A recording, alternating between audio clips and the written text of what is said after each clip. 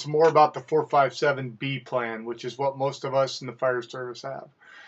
Okay, so the 401k plan, as we talked about last week, is pretty much what everybody has. It's the plain Jane retirement plan. Both 401k plans and 457 plans are types of IRS-sanctioned tax-advantaged employer retirement savings plans. Defined contribution plans, as they like to put them. 401ks are offered by private or for-profit employers and some nonprofits. Most common type of a defined contribution plan, and they are considered qualified retirement plans. Employers sponsoring 401ks may or may not elect to make matching contributions to the plan.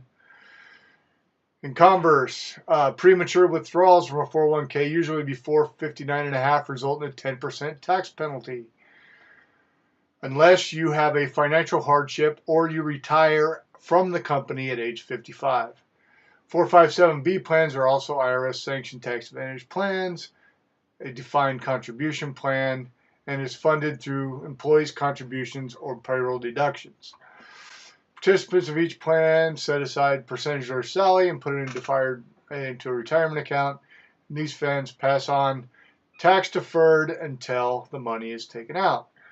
As of 2019, 457 plans have an annual maximum contribution limit of $19,000. If you're 50 or over, you also get a $6,000 catch-up. Contributions to each plan qualifies for an employee's tax savers credit if you are low enough in your taxable income to qualify for that.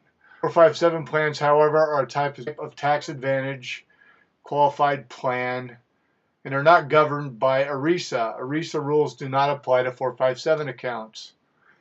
One of the good things that 457s add is in your last 3 years of employment, you have a double limit catch-up.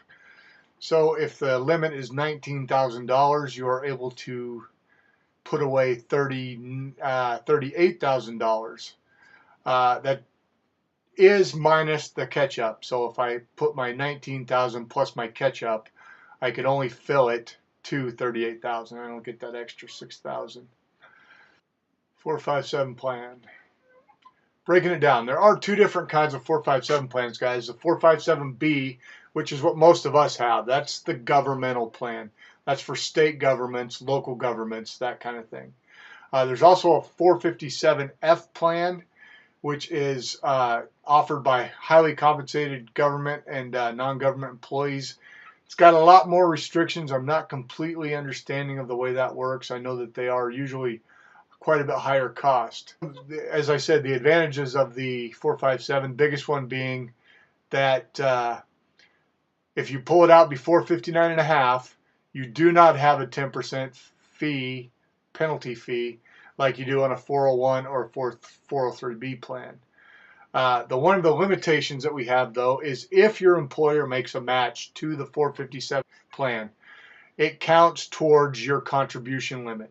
What I mean by that is if the employer contributes $10,000 to the plan and the employee can only add another $8,000 until you meet, or actually $9,000 this year because it's $19,000.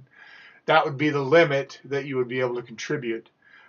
Some plans, I know in our district, the employer puts it into a 401A plan, which is separate, so we actually have one extra account, but that is where they put our match, so it does not go against our contribution limit.